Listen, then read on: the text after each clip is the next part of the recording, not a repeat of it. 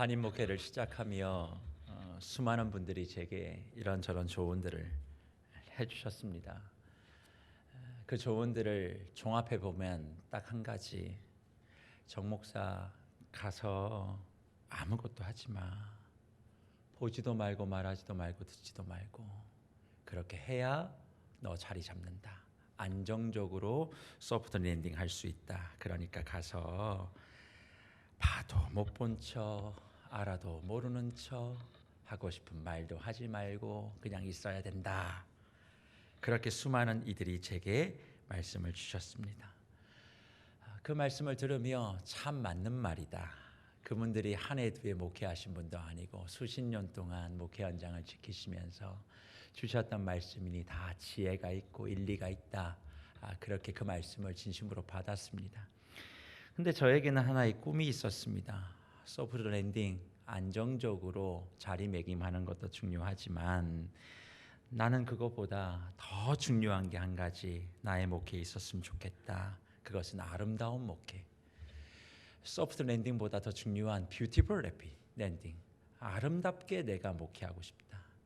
그냥 정중동하게 가만히 있어 안정을 누리는 목회, 그건 참 여러 가지로 필요하고 또 지혜롭지만 과연 그런 안정적인 목회만 추구하다 보면 오히려 도태될 수 있지 않겠는가. 안정을 기반으로 아름다운 목회를 하는 것, 그럼 나는 어떻게 해야 되는 것인가. 사실 이게 비단 목회만 그러겠는가. 우리의 인생도 그렇지 않는가. 안정적인 인생, 그 안정을 찾기 위해서 무엇을 그러면 해야 될 것인가. 안정적인 삶도 필요하겠지만 때론 아름답게 빛나는 인생 되기 위해서 어떻게 해야 되겠는가.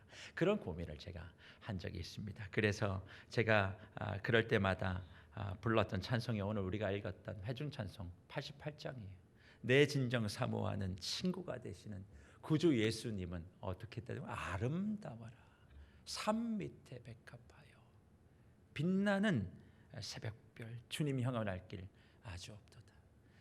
예수 그리스도의 그 아름다우심을 내가 바라보며 그 예수 그리스도가 원하시는 뜻대로 내가 살아간다면 그 자리에는 아름다운 목회, 아름다운 인생이 새겨질 수밖에 없지 않겠는가. 예수님이 우리에게 안정적인 삶을 살라라고 말씀하신 적은 없는데 왜 우리는 자꾸 그렇게 안정을 택할까?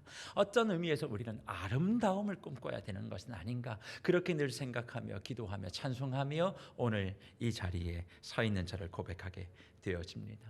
해서 지난 7주 동안 함께 가는 목회 방향 시리즈를 통해서 우리 교회는 7가지의 핵심 가치, 또 그 위에 3가지의 사역의 집중 방향, 이것들을 이제 설정하고 교회가 힘있게 출항해 가겠다. 그렇게 온 성도들과 이제 마음을 모았고, 자 그러면 무엇을 위한 출항인가?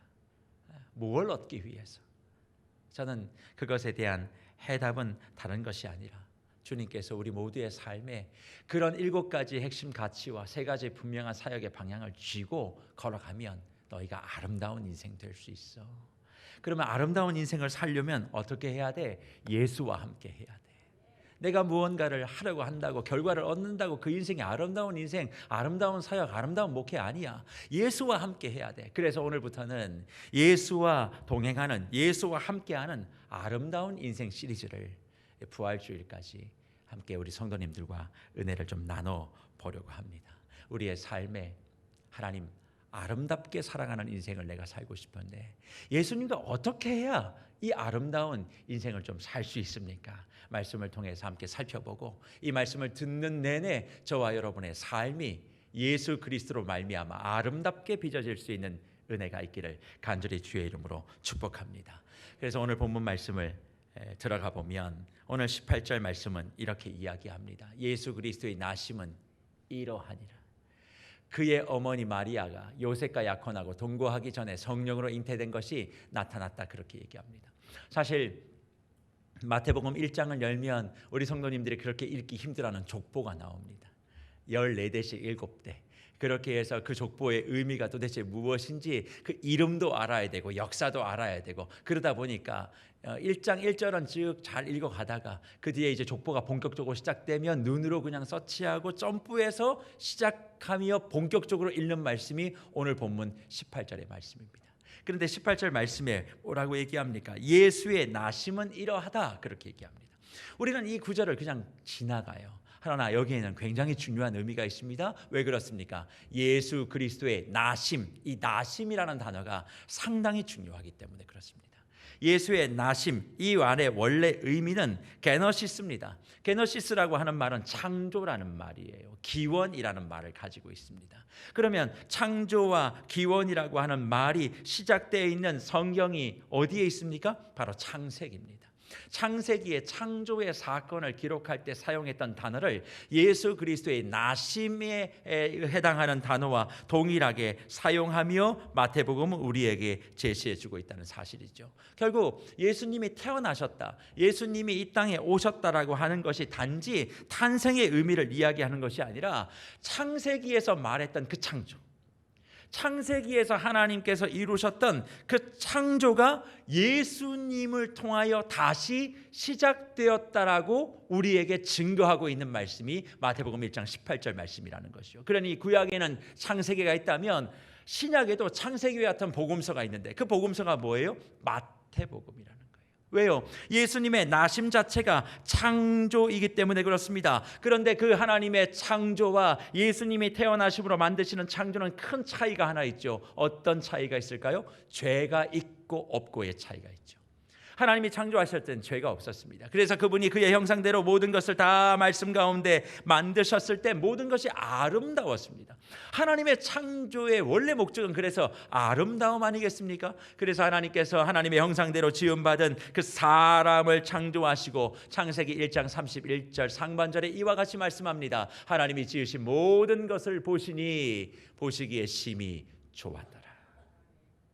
하나님은 아름다움을 주고 싶으셔서 이 세상을 창조하신 거예요. 그리고 그 아름다움의 가장 최종 목적은 하나님의 형상대로 지음받은 저와 여러분들이라 그렇게 말씀하고 있는 것이죠. 하지만 죄로 인하여 이 아름다움이 파괴되기 시작합니다.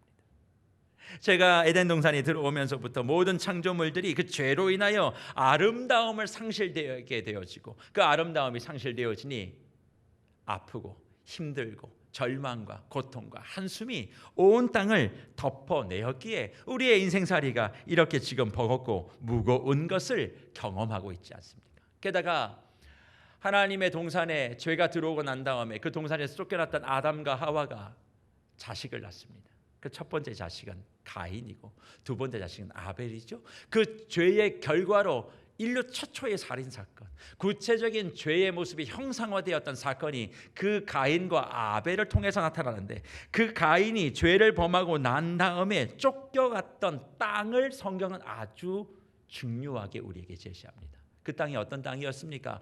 창세기 4장 16절 나오죠. 거기에 이렇게 얘기합니다. 가인이 여호와 앞을 떠나서 에덴 동쪽 롯 땅에 거주했다, 그렇게 얘기합니다.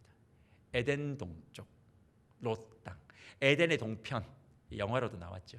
방황과 그리고 여러 가지 혼돈이 가득했던 그 상황을 반영하고 있는 그 영화가 에덴의 동쪽인데 그 에덴 동쪽이 어디냐? 성경은 롯 땅이에요. 근데 그 롯이라고 하는 저 말이 뭐냐면 혼돈, 방황, 유리, 떠돌이 이런 것들을 담고 있는 단어입니다. 그러니 하나님 앞을 떠나니까, 하나님의 아름다움을 떠나게 되어지니까 그 사람들이 자리했던 그 삶은 혼란과 고통과 방황과 유리밖에 없다는 거예요. 그러니까 창세기 4장 16절 이하로부터 출발되어지는 우리 인생의 모든 삶은 다 방황이에요.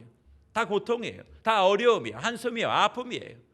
그런데 그 삶이 계속 지속되다가 마태복음 1장 18절에 와서 예수 그리스도의 나심은 이러하니라라고 할 때 그 나심은 그 혼돈과 방황과 아픔과 고통으로 아름다움을 잃어버릴 수밖에 없었던 이 인생을 다시 새롭게 창조하시는, 창조가 뭐라고요? 아름다움이잖아요. 하나님이 그것을 다시 아름답게 만들어 내시기 위하여, 회복하시기 위하여 예수를 이 땅 가운데 태어나게 하셨고 우리 가운데 보내셨다, 마태복음은 선언하고 있는 것입니다. 그러기에 우리는 예수님의 오심을 단순히 우리의 구원을 이루어 주시기 위해서, 구원 그러면 우리가 마음속에 가지고 있는 교리적인 생각은 항상 한 가지 있잖아요. 죄의 문제를 해결하고 우리가 천국 가는 거, 예수를 믿음으로 말미암아 구원에 이르는 거, 이신칭이 믿음으로 말미암아 의에 이르는 거, 이런 것들을 교리적으로만 자꾸 접근해 가다 보니까 예수님을 이 땅에 보내셔서 궁극적으로 하나님께서 원하셨던 그 아름다움의 회복은 그냥 지나가 버리는 그런 경우들을 종종 발견하게 되어집니다.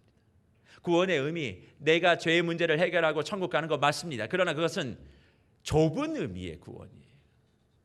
정말 하나님께서 원하셨던 구원의 목적, 예수님이 이 땅에 태어나신 목적은 단지 내가 천국에 죽어서 믿음으로 천국 가는 것이 아니라 이 땅의 삶에서, 내가 지금 살아가고 있는 이 삶의 현장에서 눈물과 상처와 고통과 한숨을 해결하시고 싸매시기 위하여 주님이 오셨다는 것, 그리고 그것을 믿음으로 우리가 그 어려움 가운데 구출되어지는 것, 바로 그것이 구원의 진짜 의미라는 것입니다. 그래서 성도님들 한번 생각해 보십시오.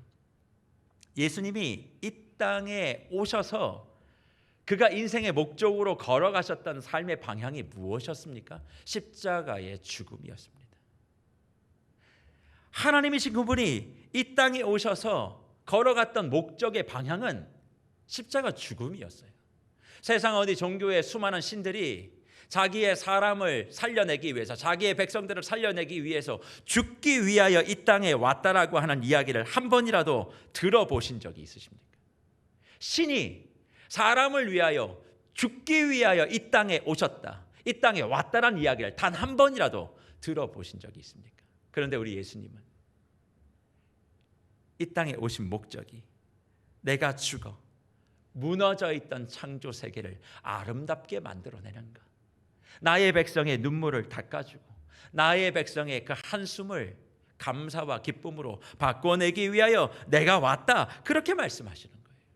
그래서요, 만약 정말 우리의 죄의 문제를 해결하시고 그냥 천국 가는 그 방법으로 예수 그리스도가 오셨다면 주님이 이 땅에서 그렇게 30여 년을 고생하시면서 사실 이유가 뭐가 있습니까?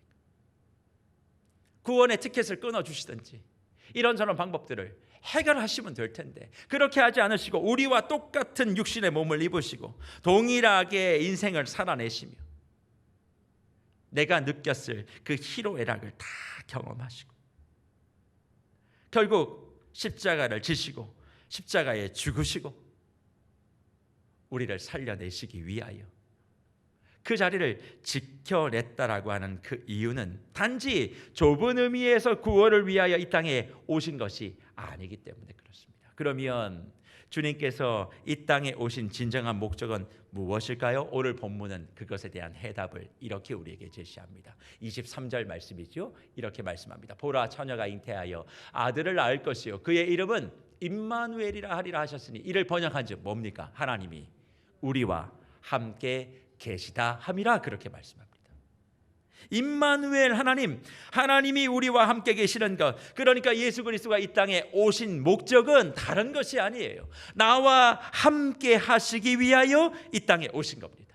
나의 죄의 문제를 해결하시기 위하여 나를 천국으로 이끌기 위하여도 오셨지만, 궁극적인 목적은 죄로 인하여 아름다움을 상실한 이 세상에서 하나님의 자녀인 내가 버겁게 살아가는 것이 너무 속상해서 그 무너진 일상 속에 그분이 직접 오셔서 내 곁에 서 계시고 나와 함께 하시고 내 등을 밀어주시며 그 아픔을 내가 함께 할게, 네 눈물을 내가 닦아줄게, 너의 한숨을 내가 대신 가져갈게, 그렇게 하시고자 하나님이신 그분이 육신의 몸을 입고 이 세상에 영광스러운 그 보장을 버리시고 오셨다, 그렇게 말씀하시는 것입니다. 그러니 예수 그리스도의 이 땅에 오심과 탄생을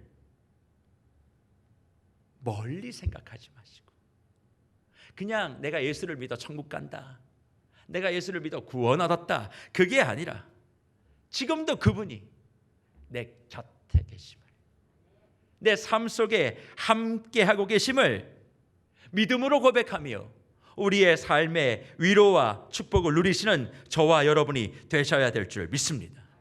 그래서 예수의 오심과 예수의 나심을 분명하게 믿고 살아가는 사람은 절대 그 삶에서 주저앉지 않아요. 왜요? 난 혼자가 아니니까. 지금 이 상황을 나 혼자 감내하는 것이 아니니까. 주님이 나보다 더 정확하게 이것을 알고 계시니까. 그러니 주님께 더욱더 가까이 나아가게 되어지고 주님이 나와 함께 계심을 믿음으로 내 삶의 자리를 더욱더 굳건하게 지키는 믿음의 사람들로 반응하게 되는 것 아니겠습니까? 내가 울면 예수님이 웁니다. 내가 웃으면 내 주님도 웃어요. 내가 아프면 주님 모른 척하지 않으시는 게 아니라 주님도 같이 가슴을 치며 아파하신다고요. 내가 답답하면 내 곁에 계신 예수님 안 답답하시겠습니까? 내가 외로우면 우리 주님 그걸 바라보시면서 아무런 느낌이 없을 거라고 생각하십니까? 내가 잘 때도 주무시지 않으시고 내 곁을 지켜주시니, 내 마음이 복잡할 때도 내 곁에 서서서 그의 생각을 넣어주시고 무너지지 마라, 힘들어하지 마라, 그런 이런저런 말들에 제발 좀 휘둘리지 마라. 내가 너와 함께하고 있지 않느냐, 내가 이를 위하여 오지 않았느냐, 내가 네 옆에 있는데 왜 그렇게 두려워하고 있느냐, 그렇게 말씀하시며 저와 여러분의 삶이 뒤로 퇴보되거나 무너지거나 절벽에서 떨어지지 않도록 끝까지 버티고 지탱해 주시는 그 일들을 감당하기 위하여 저 영광의 보좌를 버리시고 주님이 이 땅에 오셨음을 믿음으로 고백하시는 저와 여러분들이 되시기를 축복합니다. 그래서 십자가에 달리셔서 내려오실 수 있음에도 내려오지 않으셨잖아요. 그 고난을 다 감내하신 이유는 다른 것이 아니라 저와 여러분과 함께 하시기 위하여 그 모든 것을 그분이 감당하신 것이지요. 그래서 십자가를 지시고 난 다음 약속대로 부활하시고 승천하시면서까지 그분이 우리에게 주셨던 약속의 말씀이 있습니다. 마태복음 28장 20절 뭐라고 약속하십니까? 내가 너희에게 분부한 모든 것을 가르쳐 지키게 하라. 볼지어다 내가 세상 끝날까지 너희와 어떻게 해요? 항상 함께 있으리라. 그렇게 약속하시고 저 하늘로 올라가십니다. 내가 세상 끝날까지 너희와 항상 함께 하시리라. 마태복음 예수 그리스도의 나심을 이야기하며 임마누엘, 하나님이 함께 계심을 이루기 위하여 오셨다라고 하는 예수 그리스도께서는 십자가를 지시고 부활하시고 승천하시면서도 끝까지 내가 너와 함께 할 것을 말씀하십니다. 그리고 그 말씀을 어떻게 이루세요? 요한복음 14장 16절에서 이렇게 말씀하시러 이것을 이루어 가십니다. 내가 아버지께 구하겠으니 그가 또 다른 보혜사를 너희에게 주사 영원토록 너희와 함께 있게 할 것이다. 그렇게 말씀합니다. 보혜사 성령을 통해서 내가 너희와 영원토록 함께 있게 해 주실 거야. 그렇게 말씀하신 겁니다. 그러면 성령을 통하여 우리와 함께 하시는 구체적인 그 모습이 도대체 무엇일까요? 오늘 요한복음 14장 18절은 그것에 대한 구체적인 해답을 이렇게 우리에게 줍니다. 18절 말씀이죠. 이렇게 말합니다. 내가 너희를 고아와 같이 버려두지 않겠다. 그렇게 말씀합니다. 그러니 예수 그리스도가 함께 하시고 주의 영이 나와 함께 하시는 그 궁극적인 목적은 다른 것이 아니에요. 고아와 같이 버려두지 않겠다는 겁니다. 예수님이 이 땅에 오셔서 내 삶을 찾아주시고 나를 만지시고 나를 위해 기도하시며 사랑하시는 목적은 아버지 어머니 없는 자녀와 같이 내버려두지 않겠다는 거예요. 내가 너의 모든 것을 책임지마. 자녀로 살면서 제일 좋은 게 뭡니까? 고민하지 않아도 된다는 거예요. 내 아버지 어머니가 해주시니까. 근데 부모의 품을 떠나는 순간부터 뭘 해야 됩니까? 내가 결정하고 내가 선택해야 돼요. 그게 얼마나 괴로운 일입니까? 그런데 주님 말씀하세요. 내가 고아처럼 너희를 내버려 두지 않을 거야. 그래서 내가 왔어. 그리고 내가 부활하고 승천하고 성령을 보내서 그 일들을 감당하게 할 것이야. 그렇게 말씀하는 겁니다. 그래서 성도님들 기억해 보십시오. 이 땅에 죄가 임하며 이 땅의 아름다움이 사라지면서 인간에게 또 이 자연 피조물들에게 주어진 가장 큰 고통이 뭐라고 생각하십니까? 그건 다른 게 아니에요. 외로움이에요. 죄가 들어오면서부터 모든 관계가 단절됩니다. 4가지 관계가 단절되거든요. 첫 번째는 하나님과의 관계, 두 번째는 사람과의 관계, 세 번째는 나 자신과의 관계, 네 번째는 자연과의 관계가 다 단절됩니다. 죄는 단절이에요. 단절이 뭘 우리에게 준다고 생각하십니까? 고립입니다. 외로움이에요. 뭘 해도 사람은 그래서 죄악 가운데 있는 사람은 늘 외롭습니다. 이런 방법 저런 방법 그 외로움을 해결하려고 인간들은 그렇게 몸부림치는 거 아닙니까? 왜 돈을 많이 갖고 싶어 하세요? 왜 많은 힘을 가지고 싶어 하세요? 그 외로움을 이겨내고 극복할 수 있는 방법이 힘이라고 생각하고 그 힘이 권력이고 돈이라고 생각하기 때문에 그런 것입니다. 그런데 그것이 지금 시대만이 아니라 아까 말씀드렸던 가인의 시대 똑같았어요. 그렇게 에덴의 동쪽 롯 땅에 머물러 유리방황하는 그 가인이 자신의 삶을 지키기 위해 했던 것은 딱 2가지입니다. 성을 쌓는 것과 탑을 쌓는 것. 성은 내 구역을 만드는 거예요. 들어오지 말라는 거예요. 이건 내 거니까. 스스로 성을 탑을 올려내면 사람들은 그 속에 갇혀서 자기만의 것으로 살아갑니다. 그게 죄악된 군상들의 모습이에요. 그러니 무언가를 많이 가져도 점점 더 고립되어지는 거예요. 지금 우리의 모습 아니겠습니까? 더 많은 것들을 가지고 있다라고 이야기하지만 그 인간의 근원적인 외로움과 고립됨, 무언가를 많이 쌓고 있지만 또 그래서 정말 내가 가지고 있는 많은 것들 누리고 있는 그 집에 차에 내가 앉아 있지만 밀려 들어오는 그 외로움들을 감당하지 못해서 이런저런 것들을 손을 대고 있는 우리의 모습을 우리가 더 잘 알고 있지 않겠습니까? 그런데 주님은 내가 너희를 그렇게 내버려 두지 않으려고, 고아와 같이 내버려 두지 않으려고 내가 이 땅에 왔다, 그렇게 말씀하고 계시는 거예요. 사랑하는 우리 세계로교회 모든 묵별들, 그래서 예수님을 멀리 생각하지 않으시기를 바랍니다. 구원에 대하여 너무 형식적으로만 생각하지 않으셨으면 좋겠어요. 내가 예수 그리스도 안에 그 구원을 경험하고 있는 사람이라면 지금 이 자리 이 순간 내 삶 속에 내 심령 속에 찾아오셔서 내게 속삭여 주시는 주님의 그 사랑을 들으셔야만 합니다. 내가 선택하지 못하고 우왕좌왕할 때 내가 너에게 원하는 것은 이것이야. 내가 힘들고 어렵고 광야 가운데 홀로 있는 것 같은 외로움 속에 있다 할지라도 내가 너를 버리지 않았어. 내가 너를 기억하고 있지. 내가 너를 지킬 거야. 너 지금 좀 아프고 힘들고 한다고 해서 내가 너를 버렸다고 생각하지? 아니, 그렇지 않아. 내가 네 등 뒤에, 내가 네 삶의 앞에, 네 옆에 손을 잡고 너와 함께 하고 있다, 그렇게 말씀하시는 거예요. 그래서 그와 같이 내버려두지 않으시기에 요한복음 14장 26절과 27절에 당당하게 선언하시는 그 메시지가 무엇입니까? 보혜사 곧 아버지께서 내 이름으로 보내실 성령, 그가 너희에게 모든 것을 가르치고 내가 너희에게 말한 모든 것을 생각나게 하리라.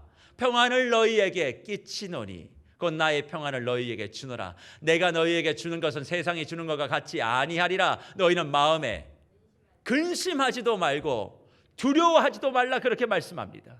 성령께서 시마다 때마다 지혜를 주고 너희가 어디로 가야 될지를 다 알려줄 것이다. 그렇게 성령께서 이끌어 가시는 대로 가면 너희가 뭘 얻을 것이다? 평안을 얻을 것이다. 그런데 그 평안은 세상이 주는 평안, 돈이 주는 평안, 권력이 주는 평안, 사람들이 주는 평안이 아니라 내가 주는 평안은 그런 것과 달라. 그 평안은 뭐냐? 근심하지 않는 것, 두려워하지 않는 것. 왜? 어떤 상황 속에서도 그와 같이 내버려 두지 않으시고 내 곁에서 나보다 나를 더 잘 아시는 주님이 내 삶을 이끌어 가 주실 테니까. 내가 힘이 없으면 뒤에서 미실 것이고, 내가 도망갈 것 같으면 앞에서 끄실 것이고, 언제나 하나님의 손 안에 들어있기 때문에 예수 그리스도의 그 능력으로 말미암아 평안과 근심과 두려워하지 않음을 살아내는 삶을 살 것이다, 그렇게 저와 여러분에게 약속해 주는 줄 믿습니다. 그런데 이렇게 평안과 두려움 없이 근심 없이 사는 삶이 어떤 삶이에요? 에덴 동산에서 하나님이 처음 인간을 창조하셨을 때 그 모습 아닙니까? 에덴 동산의 모든 것을 다 주시고 풀어놓아 다니게 하시며 이름 지어 먹고 싶은 건 먹고 다 하나님 안에서 공급해 주시는 그 삶을 예수 그리스도가 다시 저와 여러분의 삶 가운데 누리게 하고자 이 땅 가운데 오셨다 말씀하고 있는 것이지요. 그래서 주님은 저와 여러분의 삶이 행복하기를 원하시는 분이십니다. 저와 여러분의 삶이 아름답기를 원하시는 분들이세요. 그래서 매 순간마다 나를 찾아오십니다. 그리고 나의 문을 두드리십니다. 열어달라고. 지금 이 상황에 이렇게 해야 된다고, 저렇게 해야 된다고, 네가 그렇게 얘기하는 거 옳지 않다고, 생각하는 거 틀렸다고, 끊임없이 내 곁에서 24시간 나를 불꽃 같은 눈으로 지키시며 바라보시며 도와주시는 그분이 저와 여러분을 지켜주신다는 거예요.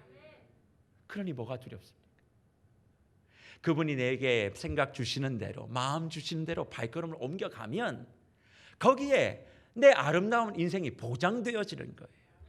내가 뭔가를 가지고 있고 안 가지고 있고가 내 삶의 아름다움과 아름답지 않음을 결정짓는 것이 아니라 내게 아름다움을 주시기 위하여 오신 예수 그리스도와 내가 함께 하기만 하면, 그 호흡과 그 발자국에 내가 발을 넣기만 하면 그렇게 하나님이 인도해 주시겠다는 것이지요. 그런데 이렇게 예수 그리스도의 오심의 의미가 무엇인지를 성경이 가르쳐 줬음에도 불구하고 구체적으로 이것을 마음속에 닿지 못하시는 분들을 종종 보게 되었습니다. 그저 예수 그리스도에 대한 사랑을 듣긴 듣는데 그것을 구체적으로 느끼지 못하시는 분들이 많이 계세요. 그래서 오늘 마태복음은 예수 그리스도가 나와 함께하며 고아처럼 내버려 두지 아니하는 구체적인 모습 하나를 우리에게 보여주고 있는데, 그것은 예수 그리스도의 육신의 아버지인 요셉의 모습을 통해서 우리에게 제시합니다. 오늘 본문 18절과 19절, 그래서 다시 한번 볼까요? 예수 그리스도의 나심은 이러하니라, 새로운 창조는 이러하니라. 그의 어머니 마리아가 요셉과 약혼하고 동거하기 전에 성령으로 잉태된 것이 나타났더니 그의 남편 요셉은 어떤 사람이에요? 의로운 사람이라 그를 드러내지 아니하고 가만히 끊고자 하였다, 그렇게 얘기합니다. 이걸 지금 이해하려면 18절 말씀에 저 단어를 하나 이해를 좀 해야 되는 거죠. 18절에 뭐라고 얘기를 하고 있습니까? 그의 어머니 마리아가 요셉과 뭐 했어요? 약혼하고 동거하기 전에 성령으로 잉태됐다, 그렇게 말씀하지 않습니까? 약혼하고 동거하기 전에, 약혼 상태라는 거예요. 그러면 우리가 생각할 때 약혼, 우리가 결혼하기 전에 결혼을 약속하는 것 정도로 이해하고 이것을 가볍게 넘어가지만 실제적으로 그 당시 예수님의 문화를 살펴보면 약혼은 결혼을 이야기하는 겁니다.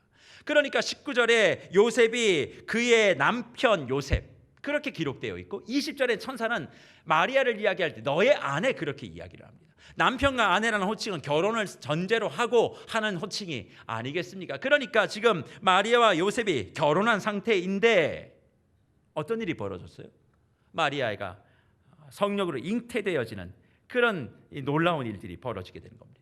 마리아야 천사를 통해서 이게 성령으로 말미암아 잉태된 것이야, 그렇게 이야기를 들었고 그것을 순종하고 그렇게 아기를 출산하는 것으로 마음을 굳혔지만 그것을 곁에서 들어야 되는, 또 지켜야 되는 요셉은 고민이 많지 않았겠습니까?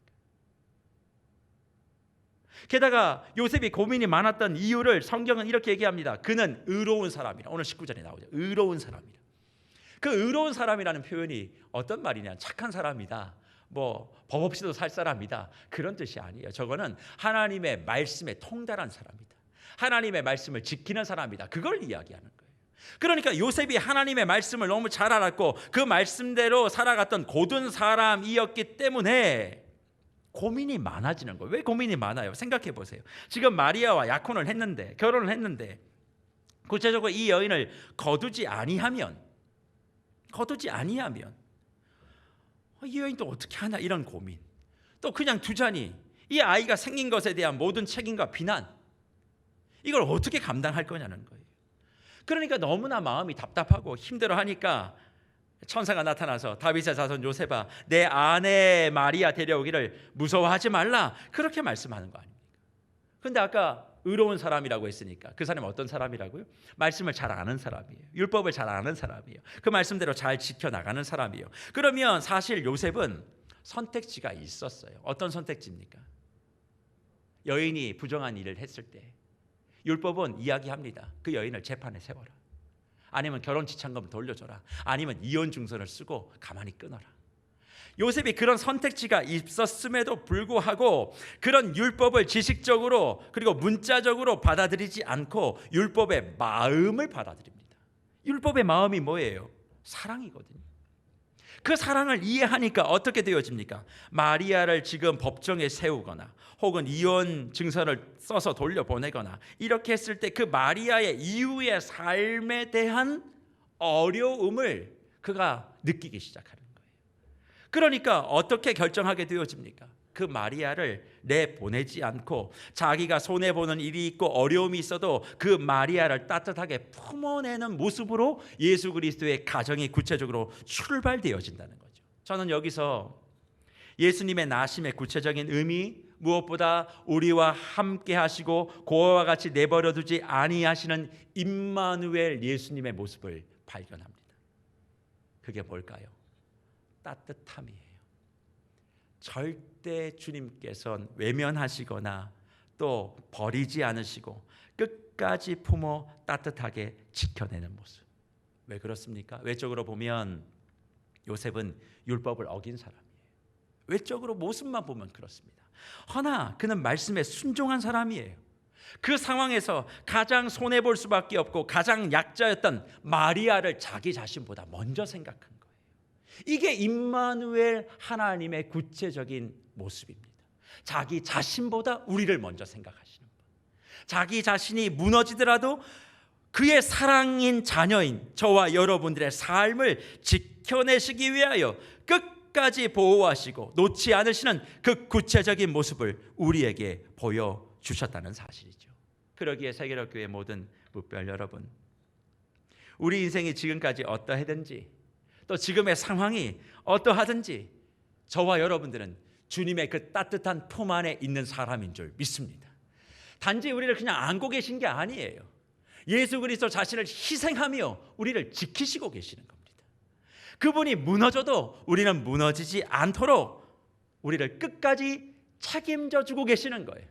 지금 저와 여러분의 삶은 때론 내 생각과 내 마음과 달라서 불편할 수 있겠습니다만 주 예수 그리스도의 그 놀라운 헌신적 희생과 사랑이 있기에 저와 여러분의 삶이 이만큼도 보호되고 있음을 분명히 고백하시기를 바랍니다. 결국 그분은 우리를 내버려두고 홀로 떠나가시는 분이 아니십니다.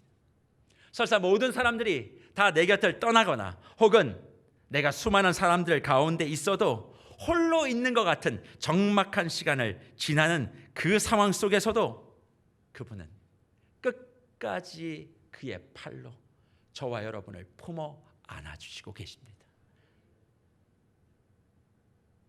모든 것이 다 무너지는 그 현장, 그 상황 혹시 지금 경험하고 계신다면 저는 끝까지 자기를 무너뜨리시면서도 우리를 보호하시는 예수님의 죽음의 마지막 이 장면을 기억하시고 다시 일어나셨으면 좋겠어요.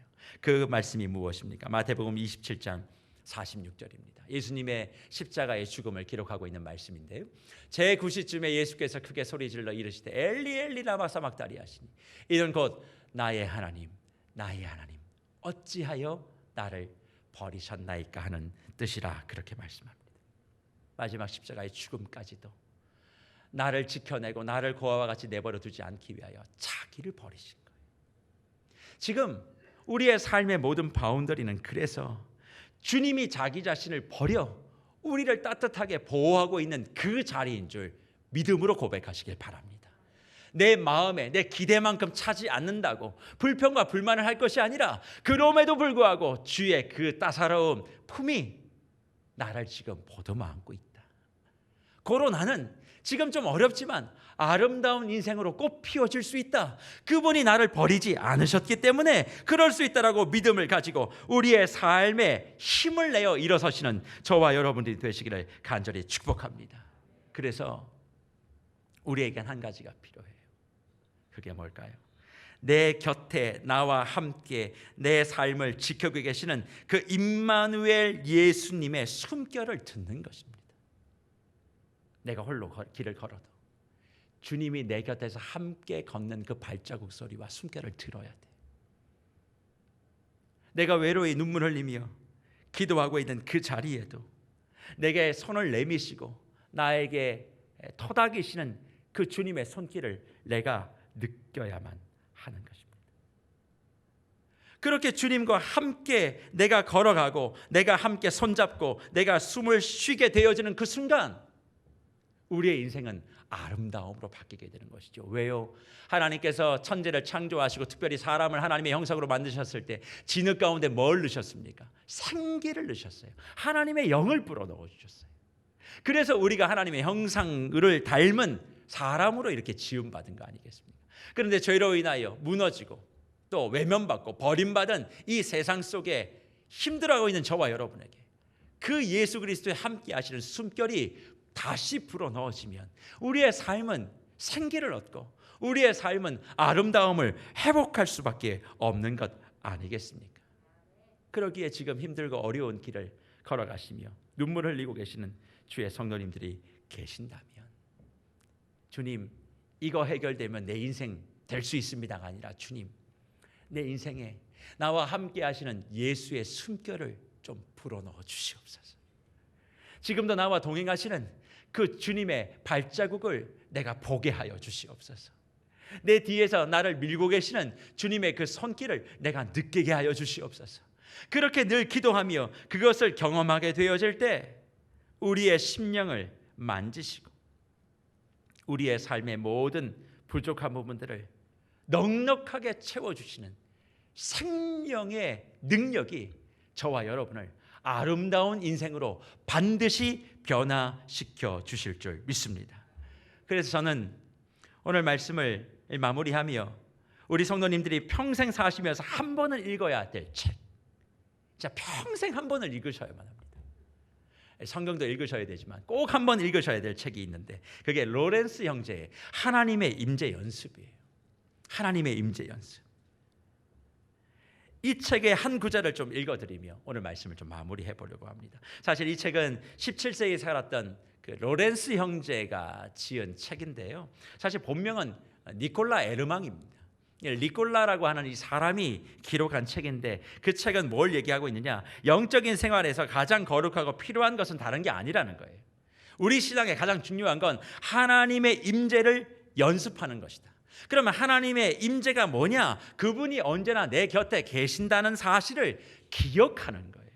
그러니까 하나님의 임재라는 것이 하나님이 언제나 내 곁에 계신다는 것을 기억하는 것이니까 하나님의 임재 연습의 의미가 뭐겠어요? 하나님이 내 곁에 계심을 날마다 기억하는 것을 연습하고 훈련하는 인생, 그거를 지금 우리에게 말하는 겁니다. 그래서 하나님이 내 곁에 계신다라고 하는 그 임재를 경험하게 되어지면 언제나 막힘없이 그 하나님과 대화하며 살아야 된다는 거예요.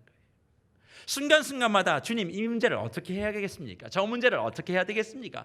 그렇게 주님과 늘 대화하고 소통하고 하나님의 임재를 경험하게 되어지면 내가 지금 하고 있는 일이 크냐 작으냐 중요하냐 하드한 일이냐, 심지어 주방에서 달걀 후라이, 계란 후라이를 하나 이렇게 할 때도 그 일이 아무 일도 아닌 것이 아니라 의미 있는 일로 변화될 수 있다. 그는 그렇게 이야기를 하는 겁니다. 그러면서 하나님과 함께하는 삶의 중요성을 이와 같이 기록합니다. 제가 그 책에 있는 한 구절을 그대로 읽어드리겠습니다. 우리가 누군가를 사랑할 수 있으려면 먼저 그 사람을 알아야만 합니다. 하나님을 알고자 한다면 우리는 자주 그분에 대해서 생각을 해야만 합니다. 일단 그분을 알게 되면 우린 더 자주 그분을 생각하게 될 것입니다. 지금 즉시 거룩하고 확고한 결심을 하여 다시는 그분을 의도적으로 잊지 않도록 해야 할 것이며 당신의 남은 날들을 그분의 거룩한 임재 안에서 보내도록 해야 할 것입니다. 의도적으로 하나님을 잊어버리면 안 된다.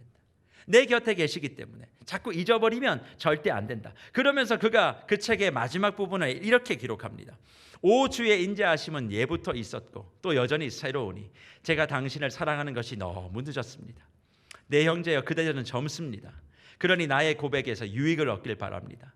내 젊은 날들을 하나님을 위해 쓴 것이 너무나 부족합니다. 그분의 사랑을 위해 그대들의 모든 세월을 바치십시오.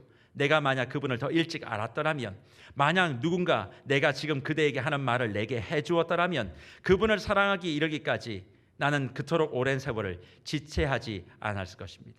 그리고 중요한 구절을, 이 한 구절을 마지막 기록하며 마무리합니다. 정녕, 하나님을 사랑하면서 쓰지 않는 하루는 잃어버린 날로 간주하십시오. 하나님을 사랑하지 않고 살아가는, 하나님의 숨소리를 듣지 않고 하나님이 나와 함께 하심을 인정하고 느끼고 살아가지 않는 하루는 쓸모없는 하루, 의미 없는 하루, 지워져야 될 하루다. 우리의 삶이 의미가 있으려면 그 하나님이 내 곁에 계심을, 그 하나님과 늘 소통함을, 그 하나님이 나를 응원하고 계심을 늘 기억하고 그 하나님과 함께 인생을 걸어가게 되어지는 그 시간, 거기에 우리의 삶의 진정한 의미, 곧 아름다움이 있을 수 있음을 로렌스 형제는 그의 책 하나님의 임재를 통해 우리에게 말씀하고 있습니다. 주 안에 사랑하는 묵별 여러분, 하나님의 그 사랑의 결정체인 나와 함께 하시는 임마누엘 예수 그리스도가 지금 내 삶에 들어와 계십니다.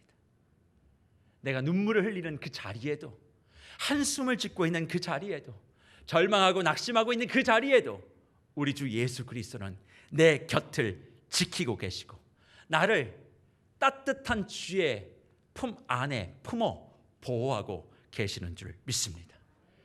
그 사랑을, 그 숨결을 다시 한번 호흡하십시오.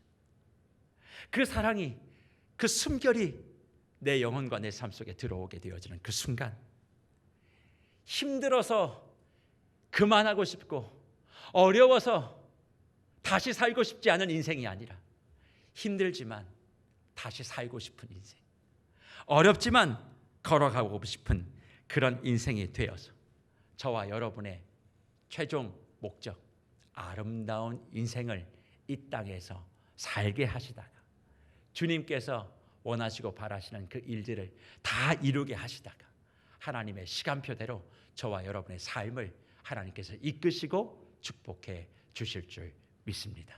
이번 한 주 이 말씀을 꼭 기억하시고 하나님의 숨결로 나와 함께 하시는 예수 그리스도의 그 사랑으로 가득 내 영혼을 채우셔서 아름다움이 파괴되어져 있는 내 영혼과 내 삶의 모든 터전들이 다시 새롭게 아름답게 꽃 피워질 수 있는 저와 여러분의 인생이 되시기를 간절히 주의 이름으로 축복합니다.